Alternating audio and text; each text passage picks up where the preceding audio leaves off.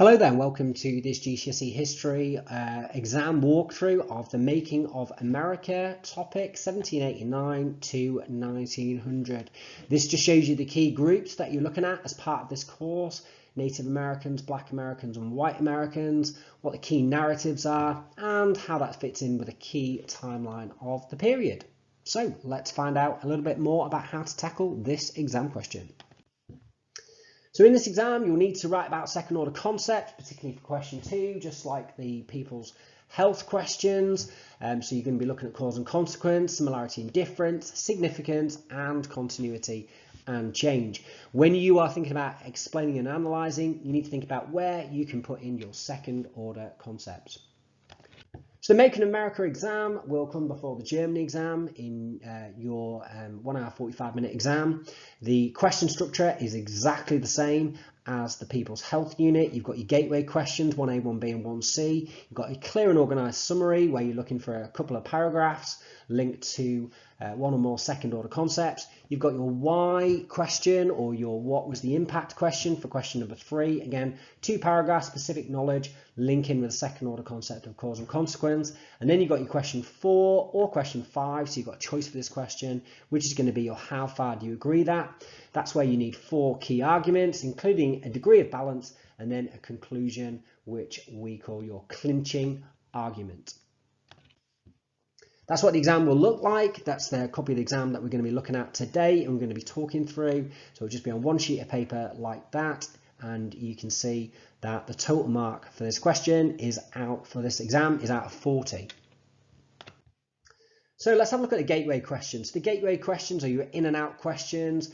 You don't need to write lots for this question. And every single question that is given for the gateway questions, 1A, 1B and 1C, always has multiple correct answers.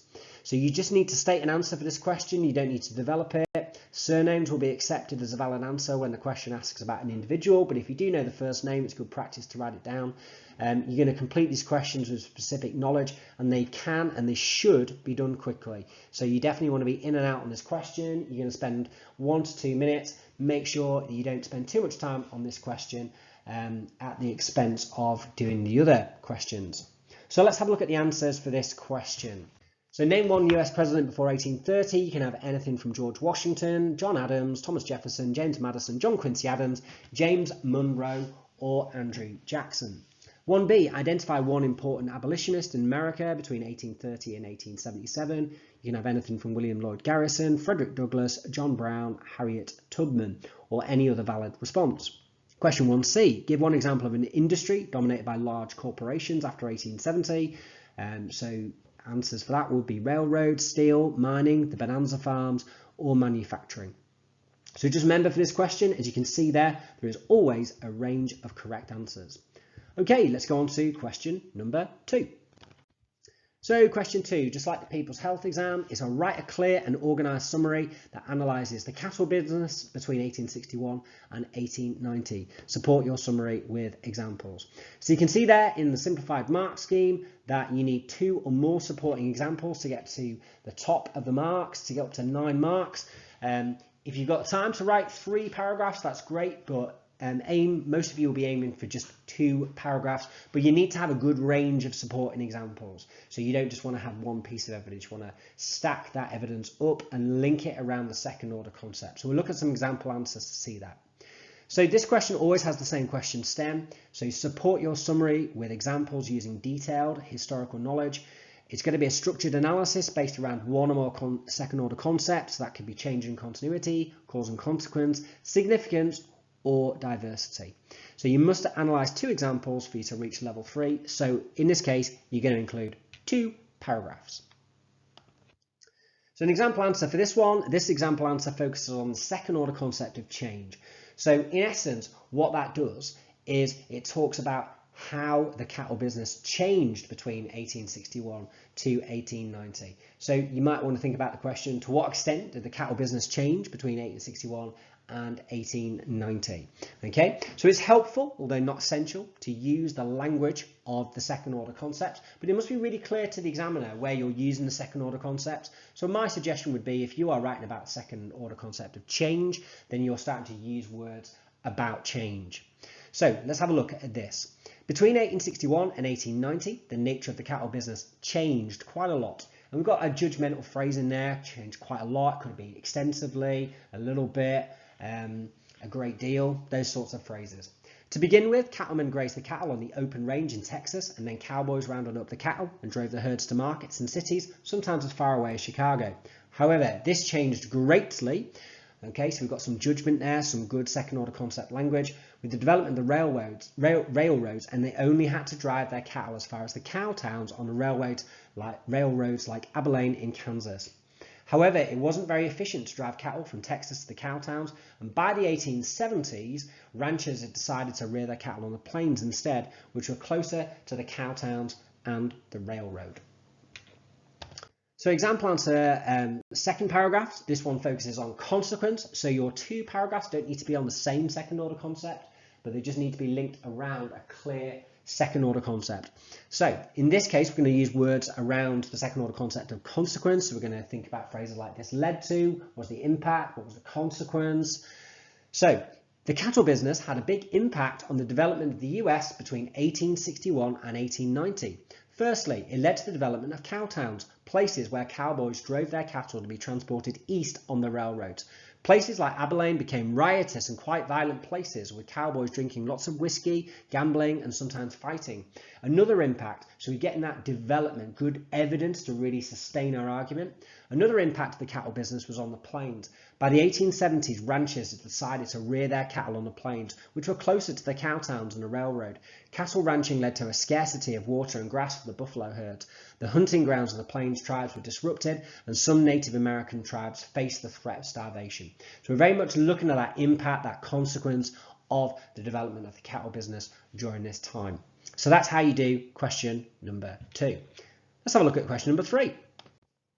Okay, question number 3 is worth 10 marks. So in this one that we're going to look at, why did the cotton industry expand in the southern states between 1789 and 1838? Explain your answer. So question 3 is an explanation task. Typical stems include why did, what was the impact of, what caused, why do you think? So to get to the top of the mark scheme, you need 2 or more reasons explained. If you've got time to write 3, that's brilliant. But if you've only got time to write 2 and you're keeping your eye on the time, then just write 2, but really well explained. The key point for this one is to sustain your explanation with a good range of evidence. Stack your evidence and use that language of second order concepts focused around causation and consequence.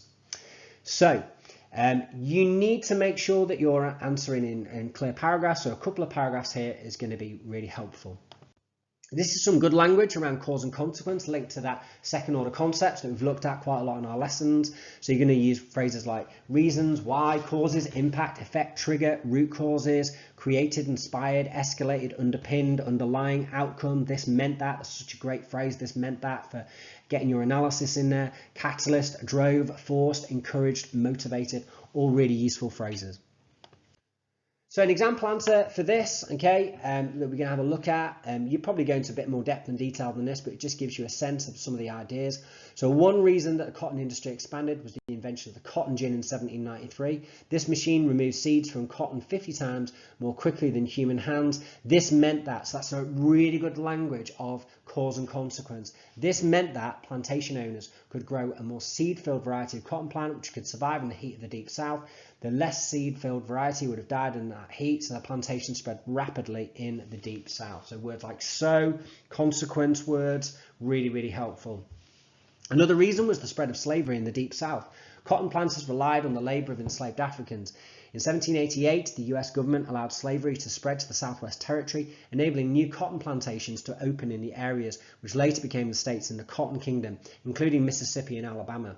With the use of slave labour, there were increased profits from cotton growing and the industry expanded. Okay, so for question 4 or 5, you have got a choice. Both these questions are worth 18 marks. So you can see these 2 questions. The first one, the reason that African Americans' lives did not improve between 1877 and 1890 was the poor economy in the South. How far do you agree? Give reasons for your answer. And question number 5, how far do you agree that the main reason for conflict between white and Native Americans in the USA was the gold rush between 1839 and 1860? Give reasons for your answer. Now, it is important to take 30 seconds or so just to weigh up which question you're going to do and make sure you make the right decision. So play to your strengths, think about which topics that you are the most confident on, and do take your time to make that decision, because obviously once you start the question, there's not really any going back, is there? So in terms of this longer essay judgment question, the exam technique for this is fairly straightforward. We would advise you to plan out your answer. You need 4 clear arguments. You need to write about 2 sides of an argument and have a degree of balance. So you could have 3 clear arguments to agree and 1 to disagree, or you could have 1 clear argument to agree and 3 to disagree, but you do need a degree of balance. You should reach a judgment, a clinching argument in your conclusion. So what do you think overall? Questions will be typically based around causation and consequence, or analysing different historical interpretations. You want to make sure you're using paragraphs really clearly to make the clear range of arguments, and make sure your argument is fully explained. So stack your argument. I'll talk about what I mean by that in a moment. You can see there's the sort of student-friendly mark scheme, just so that you know what you are looking to do. So in terms of the question, you want to plan out your essay. You can decide how to do that. We've used little circles here to help us. Make sure you've got a degree of balance, and just make sure that you're stacking your argument with evidence. You've got a good amount of evidence for each of your key arguments. That's really, really important to do that. So if you have a look at this question, you can see that this is evidence to agree with the argument. So we might use a little signpost statement such as, there is some evidence to support this view or to agree with this view. For example, the economy in the South was reliant on the cotton trade. This was very slow to recover after the Civil War, with Southern income only half of that of the North, and the wages of cotton workers and sharecroppers, many of whom were African Americans, stayed very low.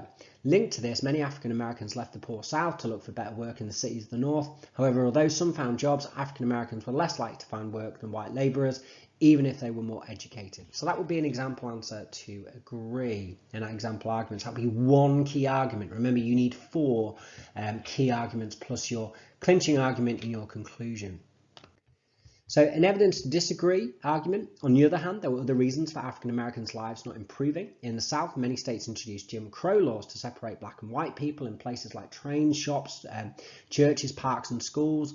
Black facilities such as schools were much worse and didn't receive much funding compared to white ones. So even though slavery had been abolished, African Americans' lives didn't improve because racism and discrimination continued.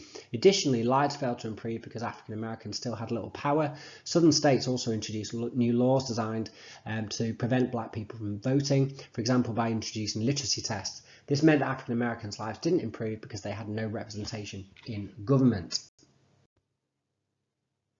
So you need to finish with some kind of conclusion, a clinching argument. It doesn't need to be that long, but it needs to be really clear what your opinion is. So you might say something like this. Overall, I disagree with the statement. The poor economy in the South affected everyone who worked there negatively. However, African Americans were even more badly affected due to racist attitudes and laws, which prevented them from getting a good education or from voting.